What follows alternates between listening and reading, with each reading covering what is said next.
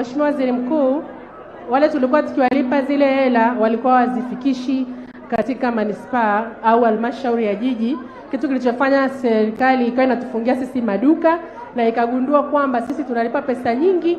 Wao walikuwa wanalipa kipindi hicho shilingi 60,000 tu huko jiji, huku sisi tukilipa kuanzia 5,400,000 mpaka 12,000,000. Mheshimiwa Waziri Mkuu, jiji liliamua kuitisha tenda. Nimekubebea makalabrasha hapa Mheshimiwa Waziri Mkuu. Tenda ikafanyika na iliite hiyo tenda kwa ajili ya wananchi wote wale wa Tanzania.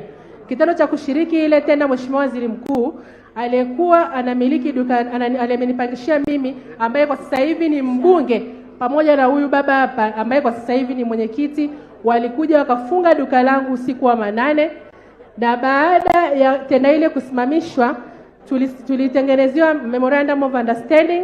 Wale watu wakaambiwa wakae miaka 3 mpaka mwaka 2020, na wao wametupangishia sisi. Walikasirika kwa sababu gani tumeshaini ile mikataba Mheshimiwa, wakaja wakavunja duka langu, wakachukua mali yangu yote. Na sio mimi mwenyewe nimeteseka pale Mheshimiwa, ni wananchi wengi ambao kimsingi wao ndio wanaofanya biashara pale. Hao watu wachache ambao wanajiita wajenzi, ambao kimsingi sio wajenzi, wengi walinunua yale maduka, wanatusumbua sana na wamefanya watu wengi wamefilisika na kuisababishia serikali kuikosesha serikali mapato pamoja na TRA. Mheshimiwa Waziri Mkuu, ni eneo gani? Eneo la stendi ndogo Mheshimiwa Waziri Mkuu, ambalo liko hapa karibu kata hii ya Levolosi. Mheshimiwa Waziri Mkuu, ishu yangu ilifika kila ofisi, mkuu wa mkoa anaifahamu, mkuu wa wilaya anaifahamu, nimefika kwa Makonda, imefika kila mahali. Lakini Mheshimiwa, bahati mbaya sana wale watu hasa huyu ambaye sasa hivi ameshakuwa mbunge wana nguvu Mheshimiwa.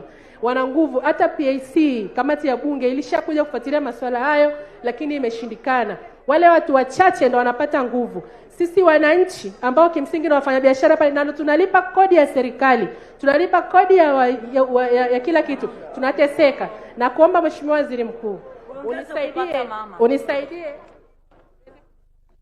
Mwacheni amalizie.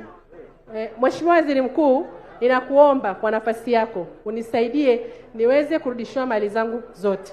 Mali nani kazichukua? Amezichukua mtu anaitwa Morris McCoy ambaye sasa hivi ni mbunge, na siku zikichukuliwa pia alikuwepo huyu hapa anaitwa Dominic Molel ambaye kwa sasa anasema ni mwenyekiti wa JWT. Mheshimiwa, siwawezi, wana nguvu sana.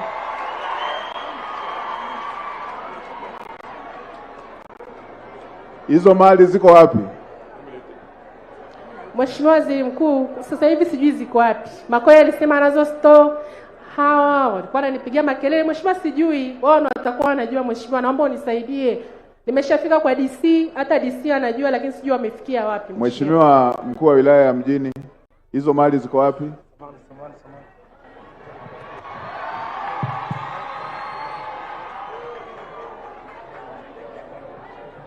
Mheshimiwa Waziri Mkuu, huyu mama anaitwa Josephine, ninamfahamu, amefika ofisini kwangu, amewashtaki watu wawili, kiongozi mmoja na bwana Dominic Moleri, ambaye wametaifisha mali zake dukani, wanazo.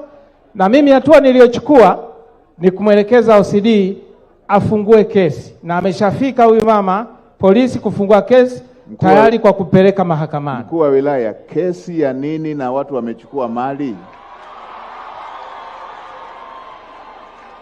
Mheshimiwa Waziri Mkuu, ninasikiliza maelekezo. Wamechukua mali. Nani kawapa ruhusa hiyo ya kuchukua mali? Hawakupewa ruhusa na serikali wala serikali za mitaa. Wamechukua mamlaka yao kwa maana ya kuhozi vile vibanda ambavyo wanadai wanavimiliki. Sasa mkuu wa wilaya, ndio hivi ninavyoendelea hapa, watafute mpaka jioni mali hizo ziwe zimesharudishwa hizo. Nimechukua Mheshimiwa Waziri Mkuu, naichukulia hatua sasa hivi, na nimeelekeza kote asiwepo mtu anayechukua mali ama kitendea kazi cha mtu.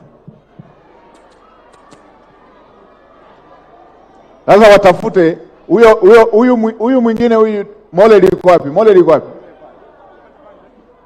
Wewe ndio umechukua mali ya mwenzenu? Mmechukua mali, hamjachukua?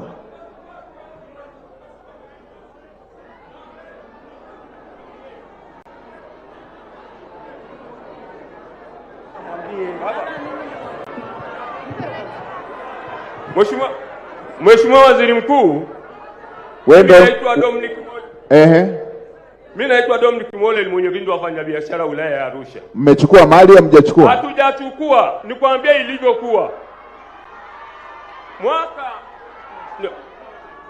Huyu Josephine huyu alikuwa ni mpangaji wa Morris Makoi. Akawa alipi kodi kwenye pango la Morris Makoi. Tukamwomba mkurugenzi watu 10 wasiokuwa wanalipa kodi, akiwepo huyu mwanamama huyu. Akaongea na mkuu wa wilaya. Mkuu wa wilaya akasema hana pingamizi, lakini taratibu za kisheria zifuatwe, na alikuwa anaitwa Mheshimiwa Dakaro. Ilifuatwa utaratibu. OCD aliwatoa maaskari na defender hizi 2 na wakachukua koti broker anayeshughulika na mambo haya ya kisheria, ndio wakafika pale wakalifungua duka na defender hizi 2, ndio wakakuta duka la Josephine. Mheshimiwa, akakuta duka la Josephine limefungwa, lakini hata hivyo walinaniza document alizochukua, vitu alivyochukua wanavyo huyo broker, wala si vinginevyo. Hakuna mtu aliyechukua vitu vya huyu mama. Sasa kama anavyo huyo broker, wewe unasemaje hamjachukua vitu? Ameambiwa hivi na koti broker akachukue vitu vyake, isipokuwa ni hela ndiye amekosa. Huo ndio ukweli na kuambia Mheshimiwa Waziri.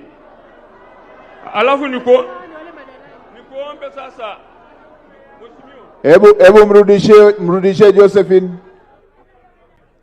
Mheshimiwa Waziri Mkuu, anachokisema hapa sio cha ukweli. Nimetoa nyaraka hapo uletewe Mheshimiwa Waziri Mkuu, ambazo zina maelekezo yote kutoka serikalini.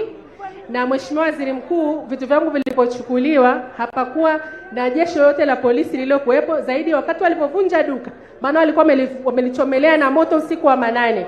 Walipokuja kuvunja hiyo duka, polisi walikuja wakamkamata huyu baba na wale, tukapelekwa polisi Central wakasema tuende kwa mkuu wa wilaya, ndio hawa wakarudi wakachukua vile vitu. Na mkuu wa wilaya alisema huu ni wizi kama ulivyo wizi mwingine. Lakini sasa tukawa kutokana na makubaliano ambayo tulikuwa tumefanya na serikali baina yetu sisi na wao, Mheshimiwa Waziri Mkuu, swala likaambiwa liendelee kushughulikiwa katika ofisi za serikali. Polisi nilifika Mheshimiwa, nikawa napigwa na dadana, lakini mwisho wa siku ilikuja ikafunguliwa kesi ambayo na nyinyi sijui ilikuja kushiriki, kwa sababu Mheshimiwa, hawa ni watu nimekwambia wana nguvu. Ingia YouTube tafuta speech za baba anazozitoaga, anatishia mpaka serikali. Ni watu wana nguvu, mimi siwawezi. Wala watu hawawezi Mheshimiwa. Mheshimiwa, wewe ni dola, tumia vyombo, fanya uchunguzi. Mimi sikudanganyi. Nasema ukweli, na wameumiza watu wengi sana Mheshimiwa. Hicho unachokisikia cha mgogoro wa stendi ndogo kwamba watu wamenyamanywa vibanda ni propaganda. Ile ni eneo la serikali, na serikali inakosa mapato na wananchi pia wanaumia. Mheshimiwa, mikataba yote nimekupa hapa. Tangu vibanda viliporudi halmashauri ya jiji na kodi zilizokuwa zikilipwa, nimekupa nyaraka hapo. Mimi ni mwananchi wa Arusha. I was born and raised here. Najua vizuri ninachokueleza. Haya. Mkuu wa wilaya, elekeza huyo mtu aliyeshikilia hizo mali za huyo mtu arudishe leo. Zirudi leo, na baada ya kuwa mali hizo zimerudi, shughulikia haya mengine yaliyokuwa yamesalia.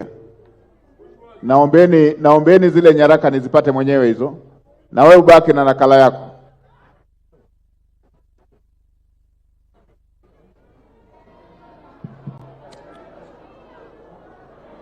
Na hili jambo nitalichunguza, nitachunguza kuweza kupata ukweli wake.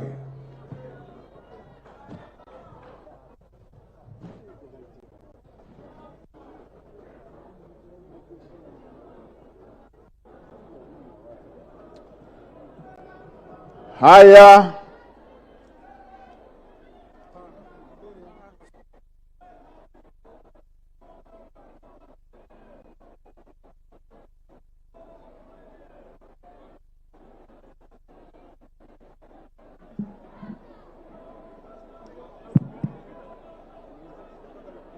halo, ongeza.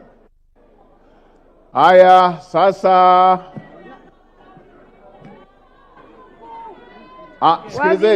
Sikilizeni kitu kimoja. Naombeni mnisikilize. Naombeni mnisikilize. Kwa utaratibu huu mlivyokaa, mtapata shida kuongea. Kaeni vizuri, nafasi ipatikane ya mtu mmoja mmoja kuweza kuongea na kusikilizwa.